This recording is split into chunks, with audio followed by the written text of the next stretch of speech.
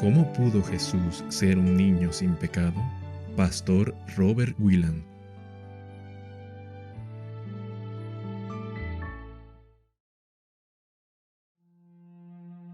Capítulo 4.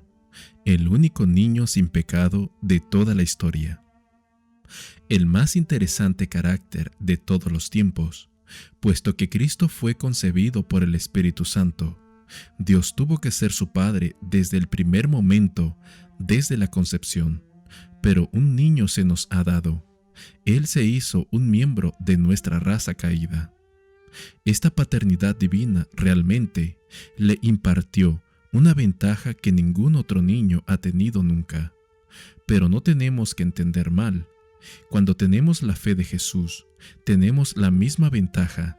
Si esto no fuese verdadero, todas las declaraciones inspiradas que leímos acerca de Cristo siendo nuestro ejemplo quedarían sin significado. Cristo nunca supo que Él tuvo esta ventaja, excepto por la fe. Deseado de todas las gentes, página 81-82. La ventaja no fue una exención de nuestra naturaleza humana o carne, fue una unión de la naturaleza divina con nuestra naturaleza pecaminosa caída. Eso es lo que hizo toda la diferencia. Además, su así llamada ventaja no lo excusó de nuestros más terribles conflictos con la tentación a pecar. Si alguna cosa hizo su ventaja en ser concebido por el Espíritu Santo, es solamente exponerlo a un conflicto mucho más severo que cualquier descendiente caído de Adán haya tenido que enfrentar. Visto así, su ventaja puede entenderse como una desventaja. Nunca su paterna divinidad le impartió ningún carácter preprogramado como tal, porque su vida tuvo que ser una vida de fe. Aunque era el Hijo de Dios, Él aprendió a obedecer a través de las cosas que Él sufrió, y siendo hecho perfecto, Él se hizo el autor de eterna salvación para todos aquellos que le obedecen. Hebreos 5, 8-9. Deseado de todas las gentes, página 762. Cristo, viniendo a la tierra como hombre, vivió una vida santa y desarrolló un carácter perfecto. Él rindió perfecta obediencia a los mandamientos de su Padre. Al venir a la tierra en forma humana, al sujetarse a la ley, al revelarle al hombre que Él cargó sus enfermedades, su pena, su culpa, Él no se hizo un pecador. Hijos e hijas de Dios, página 25. Él desarrolló un carácter perfecto a través de un constante conflicto con las tentaciones a pecar. ¿Cómo operó su ventaja? Un principio bíblico puede ayudarnos a entender. En cada alma convertida se libra una continua batalla entre dos motivaciones, una hacia el mal y la otra hacia la santidad. Una viene de la herencia genética de una naturaleza pecaminosa, y en nuestro caso por nuestras propias tendencias cultivadas hacia el mal. La otra es otorgada por la obra del Espíritu Santo, el cual contiende contra estas motivaciones hacia el mal. Cristo, siendo el Dios hombre, experimentó este mismo conflicto constantemente. No habiendo nunca pecado, no tenía propensiones hacia el mal, ni tendencias cultivadas hacia el mal, que son pecado, pero debido a que heredó nuestra naturaleza genética a través de su madre humana, conoció la fuerza de las motivaciones hacia el mal que constantemente nos asaltan. Él no solamente cargó de forma real, no solo vicariamente nuestra naturaleza pecaminosa caída, Él también cargó nuestros pecados en su propio cuerpo en la cruz. Se hizo pecado por nosotros. Aquellos que dicen que Cristo estaba exento de pelear con el terrible poder de las adicciones pecaminosas, necesitan considerar lo que Pedro dice. Si eres adicto a alguna cosa, ¿y quién no es adicto al pecado?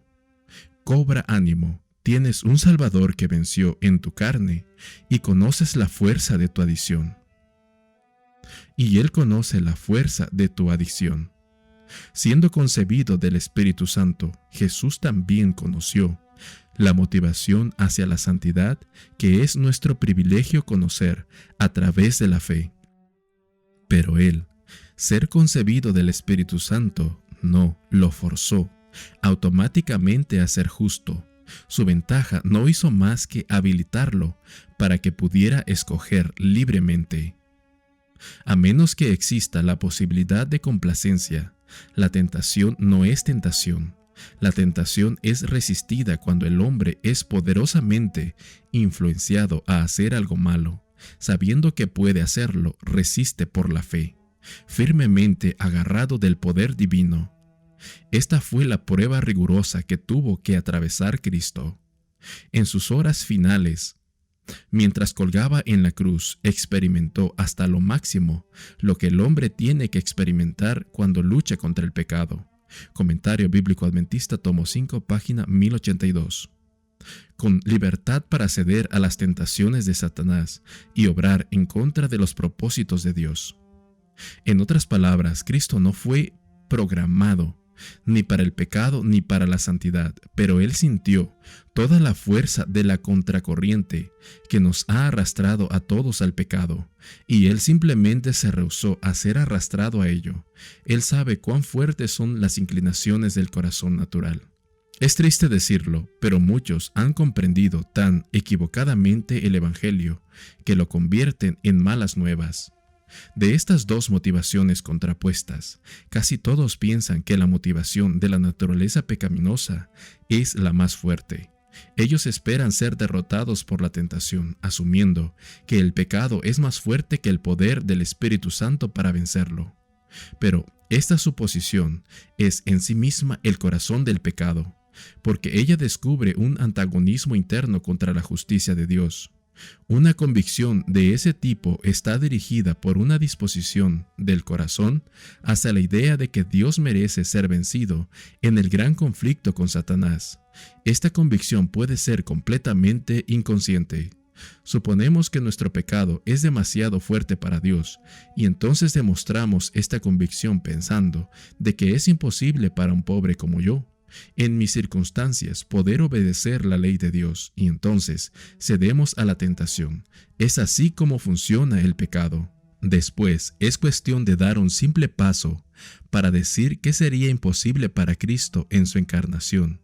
Hubiese podido obedecer la ley de Dios si es que Él tomó nuestra misma naturaleza pecaminosa y habiendo sido tentado en circunstancias idénticas a las nuestras. Si nosotros no podemos vencer, entonces Él tampoco puede, a menos que le haya sido dado aquella excepción especial. Aquí está el corazón de la derrota.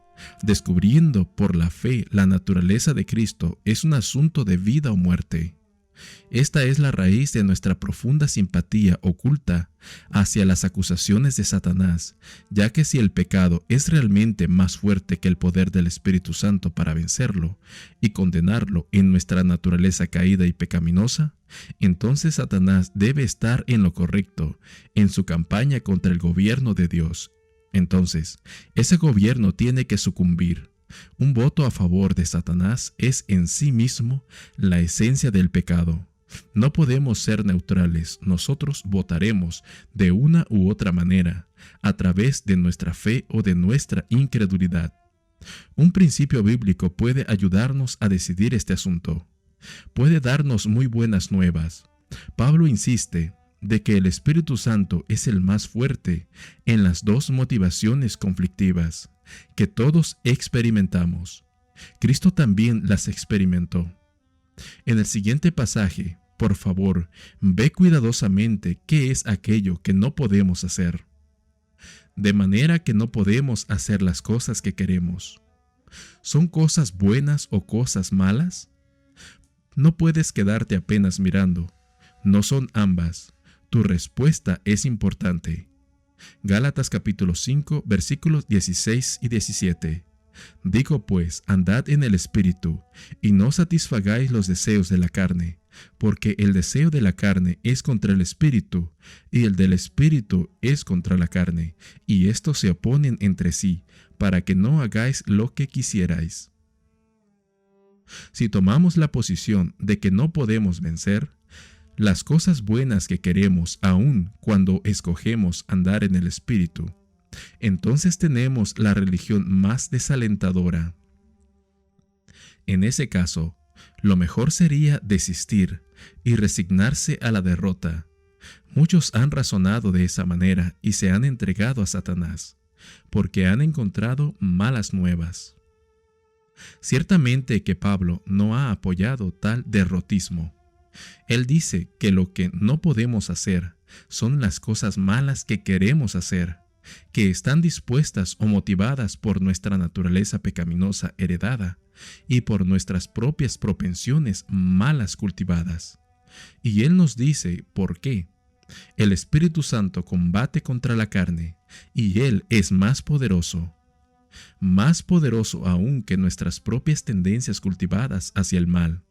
El resultado de años de haber cultivado nuestros propios malos hábitos. Si esto no es verdad, entonces no hay buenas nuevas. Nadie cuestiona el que no podemos hacer las cosas buenas que queremos si andamos en la carne. Pero Pablo está hablando aquí acerca de andar en el Espíritu. Entonces Él nos garantiza que no debemos satisfacer los deseos de la carne. La carne va a desear, pero en vano. Va a tocar a nuestra puerta, sí, pero nosotros le diremos no. Al final, nosotros somos los que mandamos. La persona que anda en el Espíritu puede, desde luego, escoger pecar, pero la preciosa verdad es que si él ejercita la fe, simplemente no puede hacer las cosas malas que su naturaleza carnal lo motiva a hacer. La victoria fue ganada en nuestra carne, que es la carne de Cristo en su encarnación. Esa batalla en su carne fue peleada en la carne corporativa de toda la humanidad. Tu carne es la carne de Cristo. Es por esto que Elena de White dice que la humanidad del Hijo de Dios es todo para nosotros. El Espíritu Santo le impartió a Cristo las mismas altas y fuertes motivaciones en su concepción, que la que Él nos imparte a nosotros cuando aprendemos a creer. Ninguno de nosotros nace creyendo, pero Cristo sí.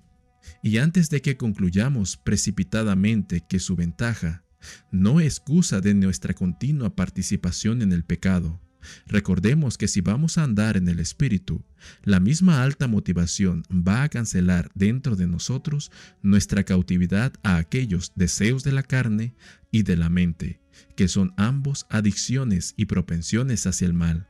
Aún tendremos que enfrentarlas en la tentación, pero ahora las enfrentamos como triunfantes victoriosos. Lo que Cristo tomó o asumió es esto, Hebreos 2, 17 y 18. Por lo cual debía ser en todo semejante a sus hermanos, pues en cuanto Él mismo padeció siendo tentado, es poderoso para socorrer a los que son tentados. Cristo no hizo como si tomase la naturaleza humana. Él realmente la tomó. Él realmente poseyó la naturaleza humana. Él tomó sobre su naturaleza sin pecado nuestra naturaleza pecaminosa, para que supiese cómo socorrer a aquellos que son tentados. Note la constante repetición del verbo tomó. Nuestra batalla es tanto interna como externa. El cristiano tiene que entender que sus más fuertes tentaciones vendrán desde adentro, porque él tiene que batallar contra las inclinaciones del corazón natural. El Señor conoce nuestras debilidades. Pero ¿cómo pudo un niño, aun siendo un infante santo, batallar contra las inclinaciones del corazón natural? ¿Cómo pudo él resistir los impulsos de la carne? ¿Cómo pudo él conocer los deseos de la carne y aún así no satisfacerlos? Cristo no era como todos los niños, Él era Dios en carne humana. El pasaje citado continúa diciendo que su paternidad divina le dio una introspección instantánea en la naturaleza de la tentación que él estaba experimentando. Aunque él fue un agente moral libre, con libertad para obrar en oposición contra Dios, el asunto es que Cristo rehusó decididamente a hacerlo. Note nuevamente, no es correcto decir, como muchos escritores lo han hecho, que Cristo era como todos los niños. Él no era como todos los niños. Muchos niños son mal guiados y mal gobernados. Su inclinación hacia lo justo era una constante gratificación para sus padres. Nadie que mirase el rostro infantil brillando de animación podría decir que Cristo era exactamente igual a otros niños. Él era Dios en carne humana. Cuando era urgido por sus compañeros a hacer algo malo, la divinidad irradiaba a través de la humanidad y se oponía decididamente. En un momento distinguía entre lo correcto y lo errado, y colocaba el pecado a la luz de los mandamientos de Dios, manteniendo la ley como un espejo que reflejaba luz sobre lo errado. Era esta aguda discriminación entre lo correcto y lo errado que frecuentemente provocaba a los hermanos de Cristo a la ira. Lo que esto no dice es importante. Aquí no dice que su paternidad divina excusó a Cristo de la total fuerza de nuestras tentaciones, sino que, en un momento, Él distinguía entre lo correcto y lo errado. Aquí no dice que Cristo no sintió ninguna motivación, ninguna seducción hacia lo malo, sino que dice que Él tenía una aguda discriminación entre lo correcto y lo errado, y que escogía lo correcto inmediatamente. Aquí no dice que Él no tomó nuestra naturaleza humana caída, o que Él no conociese los deseos de la carne, sino que dice que cuando Él era tentado, Él rehusaba decididamente ceder a ellos. ¿Quién se atrevería a decir que un infante no puede rehusar decididamente en cualquier capacidad que un infante pueda experimentar? Todos conocemos niños que rehúsan decididamente comer esto o aquello, o de ir a dormir o de estar quieto. ¿Por qué no podría este infante santo rehusar decididamente rendirse a la impaciencia, a la rebelión y por ende a los sentimientos o espíritus pecaminosos que todos nosotros como niños tenemos? ¿Por qué no puede él, con una voluntad santificada, infantil, rehusarse a condescender a los impulsos de un carácter rabioso? Si existen tentaciones humanas que nosotros conocemos, ¿no son estas tentaciones infantiles? El hecho de que ellas están más allá de nuestro recuerdo consciente no quiere decir que no existan. Si aquella cosa santa que nació de la Virgen María era santa en su momento más maduro al colgar de la cruz, ¿por qué no puede ser Él santo en su infancia? Y si concedemos que en cualquier momento de su vida terrestre, Él fue enviado en la forma de carne pecaminosa y por el pecado condenó al pecado en la carne, ¿por qué no pudo Él comenzar esa gloriosa obra en su concepción cuando comenzó a vivir? Si no es así, ¿cuándo comenzó Él esa obra? Frecuentemente hablamos de lo que significa el término, la edad de la responsabilidad. Asumimos que los niños pueden ser excusados de su pecado de egoísmo hasta que alcanzan alguna edad, pero ¿no podría ser esto otra herencia de Babilonia, carente de autoridad divina? Elena White parece creer que no existe edad muy temprana para que nuestros hijos sean cristianos. Le fue preguntado una vez a un eminente divino, ¿cuántos años tenía que tener un niño para que fuese razonable que él pudiese ser un cristiano? La respuesta fue que la edad no tiene nada que ver con eso. El amor a Cristo, la confianza, el reposo, la confidencia son todas cualidades que concuerdan con la naturaleza del niño. Tan luego como un niño puede amar y confiar en su madre, entonces también puede amar y confiar en Jesús como el amigo de su madre. Jesús será su amigo querido y honrado. En vista de la declaración verdadera anteriormente expuesta, ¿pueden los padres ser muy cuidadosos en presentarles preceptos y ejemplos ante esos pequeños ojitos escrutadores y sentidos agudos? ¿Cuándo comenzó a tener Jesús pequeños ojitos escrutadores y sentidos agudos? Si bien es una declaración verdadera que la edad no tiene nada que ver con eso, tanto la influencia prenatal como la postnatal son importantes. El mundo le debe mucho a María y a José, porque ellos, y especialmente María, mantuvieron ante ellos el recuerdo de la paternidad divina en su Hijo. Comentario Bíblico Adventistas, tomo 5, página 1116. Debe ser verdad que María no envolvió a su no nacido infante en violencia, odio, pasiones, propensiones hacia el mal, aun cuando no hayamos tenido la ventaja de una paternidad divina y un ambiente prenatal ideal durante 9 meses. Alabemos al Señor que la fe en Cristo nos libera de la cautividad de la ley del pecado que está en mis miembros. Romanos 7:23. La victoria fue ganada en la carne humana de Cristo durante toda su vida y en su muerte en la cruz. Eso significa que ninguna adicción puede jamás ser una batalla tan severa como aquella que Él tuvo. Él mismo llevó nuestros pecados en su cuerpo sobre el madero. Primera de Juan 2:24. ¿Qué es lo que Él cargó? Tu adicción, tu pecado, tus malos hábitos. No digas que la victoria no es para ti. Es tuya por creer la verdad, porque fue ganada en tu carne. Elena de White llegó al corazón del problema. Jesús Cristo es nuestro ejemplo en todas las cosas. Él comenzó la vida, pasó a través de su experiencia y terminó su camino con una voluntad humana santificada. Él fue tentado en todos los puntos, así como nosotros lo somos, y sin embargo, debido a que Él mantuvo su voluntad rendida, entregada por completo y santificada, Él nunca se inclinó en el menor grado a hacer el mal o a manifestar una rebelión contra Dios. Aquellos que tienen una voluntad santificada, que están al unísono con la voluntad de Cristo, tendrán día tras día sus voluntades ligadas a la voluntad de Cristo. La más alta aspiración de la vida de Cristo era hacer la voluntad de su Padre Celestial. Él nunca se ofendió con Dios, porque Él no vivió para complacerse a sí mismo. La voluntad humana de Cristo no le habría permitido soportar la humillación, desprecio, reproche, sufrimiento y la muerte. Su naturaleza humana rehuía todas estas cosas tan decididamente como nuestras naturalezas las rehuyen. Esto nos muestra algo importante.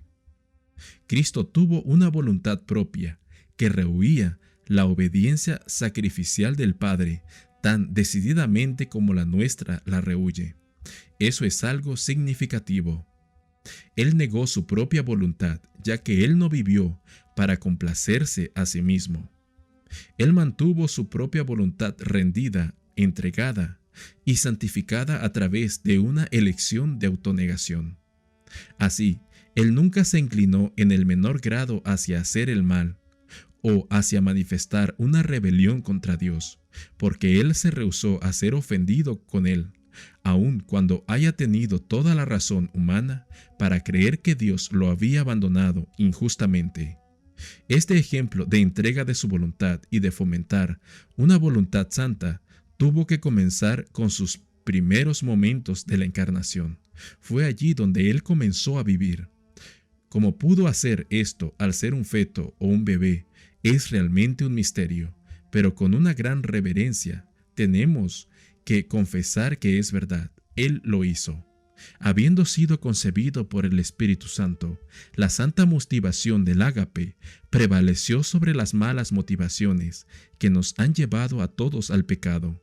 Esa misma santa motivación prevalecerá sobre las nuestras en la medida en que caminemos en el Espíritu, viviendo una vida de fe ante ellos. Sea cual sea el conflicto o la lucha que haya existido en la experiencia prenatal de Cristo o en su infancia, fue naturalmente infantil.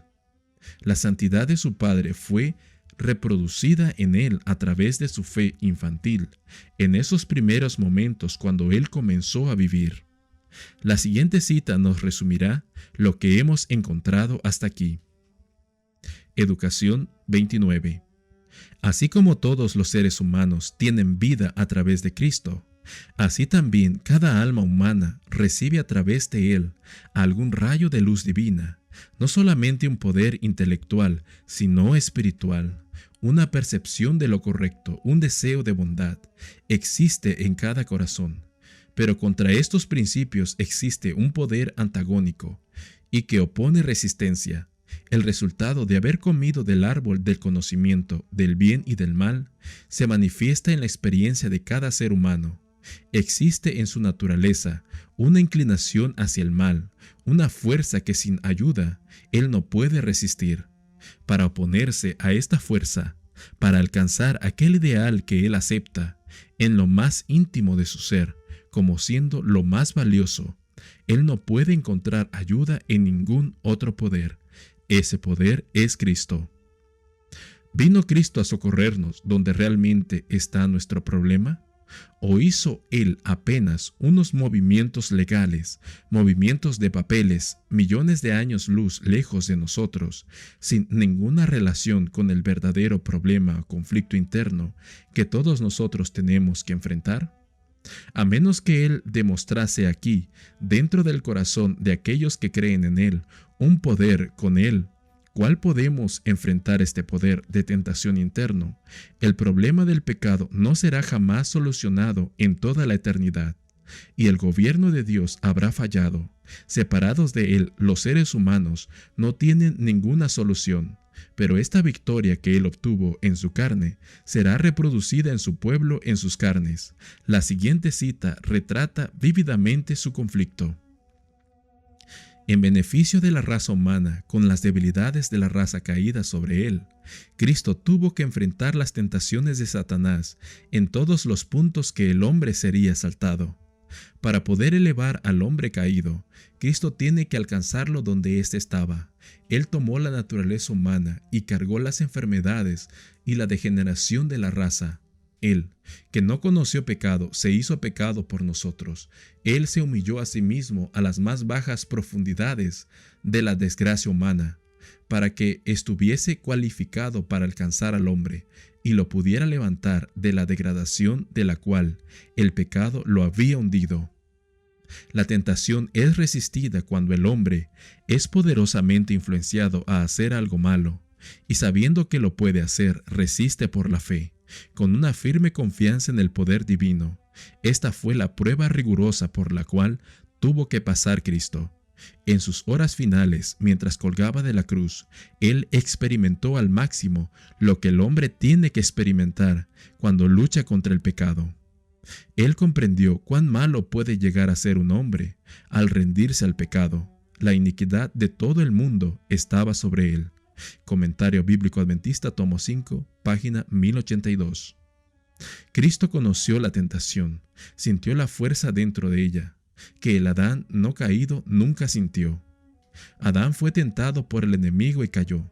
No fue el pecado que habitaba en él el que lo hizo rendirse, ya que Dios lo hizo puro y recto a su propia imagen. Él era tan sin falta como los ángeles delante del trono. No había en él principio de corrupción, ninguna tendencia hacia el mal. Pero cuando Cristo vino a enfrentarse a la tentación de Satanás, Él cargó la semejanza de la carne pecaminosa. No puede ser blasfemia confesar que Él condenó el pecado en la carne, pero si lo hacemos exento de la lucha con el mismo poder antagónico contra el que nuestra naturaleza caída tiene que luchar, y si clamamos solamente una victoria simulada para Él, entonces estamos llegando terriblemente cerca de la blasfemia. Esta verdad de la victoria de Cristo en semejanza de carne pecaminosa son las maravillosas buenas nuevas para nosotros que estamos batallando con el pecado en nuestra carne pecaminosa.